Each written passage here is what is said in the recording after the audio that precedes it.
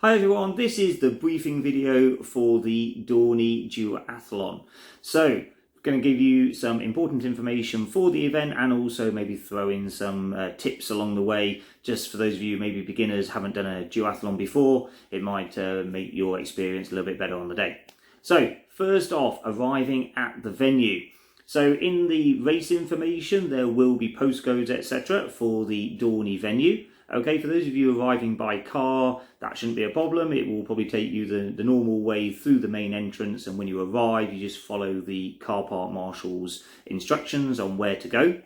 For those of you who might be arriving not by car, but either walking or sort of arriving by bike, say, it's very important that you access, the only way into Dorney is via the main entrance, the main road entrance. We have had situations before where people arrive and try and come along the footpath that goes along the river around the back of Dorney, and there is a huge 6-foot-high fence that stops you from gaining access from there. It does look apparently on Google or whatever as though you can gain access from that footpath, but you can't. So you end up going about a 2-kilometre diversion down to the end of the lake to get into the main entrance and then have to come all the way back again.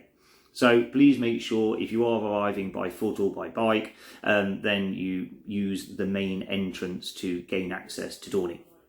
Okay, what else then? The car park itself, the car parking, because of the time of year, we are not allowed to park on the grass. So what you will be doing is you'll be parking either in the main car park that is down by the clubhouse, or alternatively they will be parking you backing up along the road. What this means is that you could be about 1 kilometre or more away from the main start area and registration area.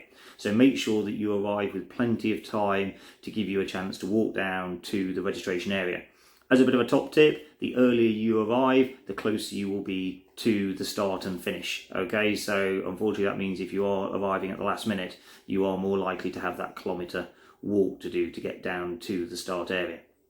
The race information that has been sent out, okay, and it is also available on the website, will have all of the start times in there for the race, so check that out. What we recommend is that you arrive in time to register about an hour and a half before the race start time. That is when registration will open, so it'll be an hour and a half before the race start time. I'd leave that time to make sure that you have plenty of time to register, get yourself racked and sort yourself out. You don't want to be rushing on race day. So when you go to register, what we'll do, we'll be asking you for your information, okay, and then we will look down our entry list to make sure that you are registered properly, and then we will be providing you with two numbers, okay, for the front and the back. I'll explain that in a second. We'll also be providing you with 2 stickers, okay, so this is one for your bike and one for your helmet.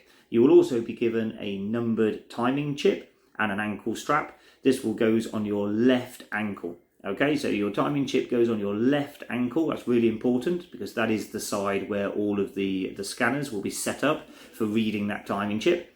Also, it stops the strap from getting caught in the chain and in your crank when you're on your bike, and it can cause an accident if that all gets all mangled up in there. Your numbers, like I say, you get 2 stickers. One goes on the top tube of your bike and the other one goes on your helmet. That is so that we can identify that your bike and your helmet belong to you. And when you leave at the end of the day, we will be asking to see your race number to make sure that the number that you're wearing matches up with the numbers on the bike and also the helmet. This is a security for yourself to make sure that nobody steals your bike and your equipment. Okay? So please be patient and polite to the marshals who are checking this. They won't allow you to leave with your bike and equipment unless you do show the correct number. In terms of then the numbers you'll be given, so you'll be given 2 numbers to wear, 2 race numbers. One number must be worn on the front for the runs, and the other number must be worn on the back for the bikes, okay, for the bike leg. Now, in reality, what that means is you could just pin both numbers, one to the front and one to the back, and then they'll be in place for the whole race. Some of you who may do triathlons may have a number belt, which means that then you could just pin one number onto the belt and you rotate it round from the front to the back and then back to the front again. Okay, the choice is entirely up to you. If you've got no idea what I'm talking about when it comes to number belts, you can totally ignore that and just pin one number to the front and one number to the back, okay, and wear it throughout the entire race. You're then, when you've got all of your equipment from registration, you are then going to go over to the transition area, where on the way in you'll be asked to wear your helmet. So put your helmet on, okay, before you arrive there, and they will just be checking that you have a safe fitting helmet. And then they will you'll go to your place to actually rack. So imagine it's a bit like a car park with numbered spots for all the bikes to fit in. You will have a number that corresponds to the race number that you have been provided with, okay? So you are going to be racking your bike. You'll be racking it by the seat, okay? So you hook your seat over a pole, and then the bike will be pointing towards you, with the handlebars pointing towards you. In that racking area, you can leave anything that you need for the race. So you may have you'll probably be wearing your trainers for the first run. You may have your bike shoes, obviously you have your helmet, etc. That you'll need for the bike leg. Any other snacks or anything that you want to take out with you, any gels, etc. Maybe a water bottle, you might want to leave that in there. But we do request that you don't leave big bags in that transition area next to your bike. There will be plenty of space at the side of the transition area for you to put any bags, but please don't leave them cluttering up your actual racking area where your bike is. It's not fair on the other people who are racked next to you, who your bag may well end up getting in their way. So please do leave plenty of space. At the venue, so when you've done all that, you then got time to go and warm up and get yourself ready for the race. There are changing available at Dorney. So upstairs in the main building, there is changing rooms which will be available for you to use. There will also be plenty of toilets available. There will be portable toilets outside, and there are also a couple of toilets inside in the changing rooms. I wouldn't go up there as your main port of call though, because there's only a couple in there. Okay, so use the portable toilets outside. In terms also catering at the venue, there'll be hot drinks, okay, and limited food available at the venue. Don't expect arriving for a 3-course dinner. I think the limited food might be something like, sort of bacon butties, sausage butties, that kind of thing. There will be an outdoor catering van serving hot drinks and snacks, and then also upstairs in the boathouse there is a bit more of a cafe type thing, which is where you'll probably be able to find some limited hot food, okay? So you may well get, what will be happening is we'll obviously have a commentator on the day who will be making announcements, anything about the event that you need to know, any last minute changes, etc. And you'll be called to the start line to around about 10-15 minutes before the start of the race. Now, the race itself, there are 2 distances which are being completed here today at this event. For the duathlon, there is a sprint distance and a standard, okay? So this is a run, bike, run event. So on the first run, the sprint distance will be doing 1 lap of 5 kilometers that goes down to the end of the lake and back again. And the standard distance will be doing 2 laps of that before you come into transition, okay? Then out on the bike, it is a 4.8 kilometer loop on the bike. The sprint distance will be doing 4 laps of that, and the standard distance will be doing 8. It's your responsibility to count your laps, by the way. No one's going to tell you when it's time for you to finish, because we won't be able to keep a track on it. So either have some clever way of sort of tracking it. I've seen people use bits of tape that they take off their handlebars on each lap to remind them how many laps they've done. Another way to do it is to start your stopwatch at the start of the first lap. Have a look at it after 1 lap. You'll know roughly how long then it's going to take you to complete each lap, and then you can multiply it up by the number of laps. So you can have a quick look at your stopwatch and see how far you've done. The other way of doing it is to, if you've got a GPS head unit or something, any clever watches that measure the distance travelled, yet again, start it at the start of the bike loop, and you'll be able to work out how far you've gone, and therefore, whether or not it's time to come in off of that bike course or not. The bike itself is a non-drafting, bike leg, which means that you're not allowed to tuck in behind other cyclists out there. So if somebody does come past you, then you basically have to drop back and make sure that you're not sitting on their wheel. It's not the Tour de France. We don't want pelotons of bikes out there.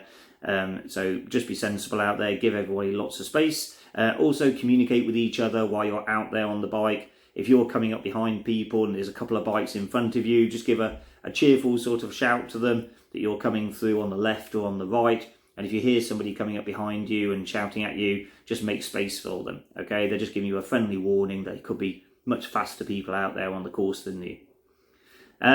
Okay, you've done your bike leg, you've come back into transition.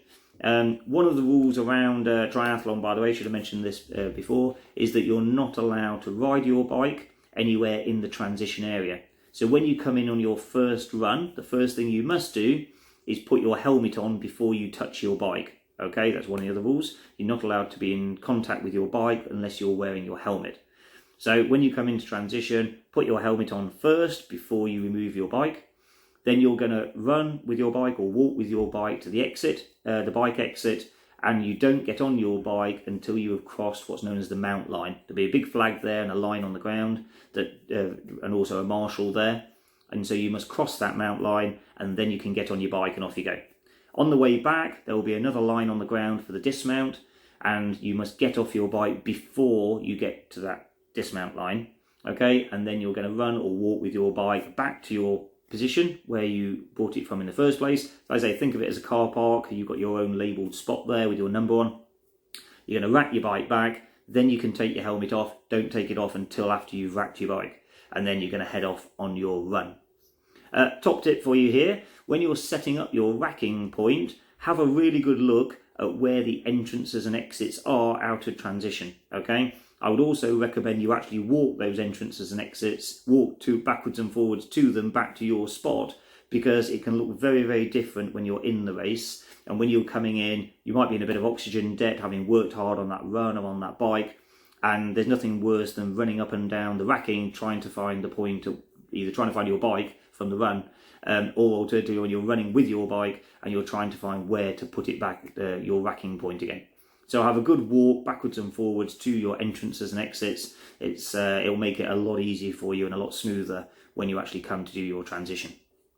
Okay, so you've now gone out on your second run. For the second run, for the sprint, it is one lap of a shorter lap than you did the first time. So it only goes halfway down the lake, and then you're going to cut through and come back. It's just under 2.5 kilometres for the second lap that you'll be doing.